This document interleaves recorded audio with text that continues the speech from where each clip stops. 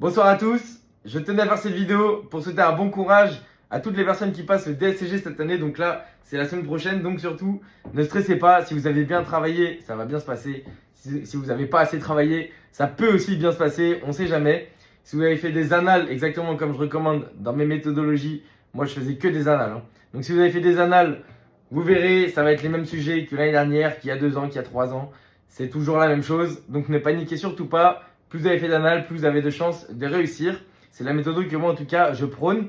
Et en tout cas, je voulais vous faire un petit retour d'expérience parce que, comme vous le savez, j'ai corrigé pour la première fois les épreuves de DCG et non pas de DSCG. Donc peut-être un petit point à faire gaffe sur ça. Mais en tout cas, ce qu'il faut savoir, c'est que les copies globales, et je pense que c'est pareil pour le DSCG, ne sont pas bonnes. Les copies globales ne sont pas bonnes.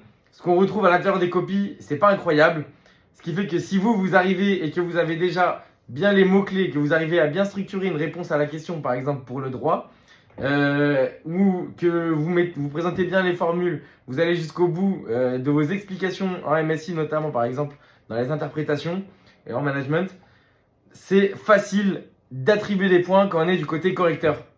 Parce que le niveau global n'est pas incroyable, les réponses données ne sont pas bonnes en vrai, pour être honnête, c'est pas bon.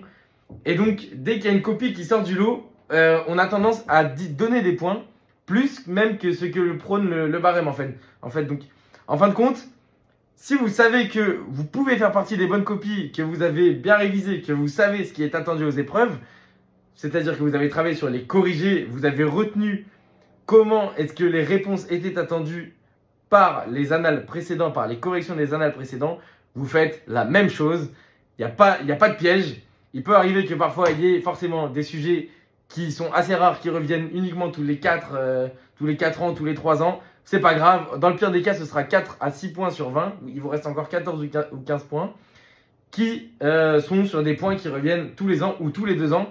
Concentrez-vous sur ça, concentrez-vous sur les mots-clés, sur tout ce que vous avez révisé et sur ce que vous avez vu dans les annales précédents. Moi, en tout cas, c'est le conseil que je peux vous donner, le conseil de dernière minute. Moi, c'est pour ça en ce moment, je suis plus très actif sur les réseaux parce que je travaille pas mal sur le site internet.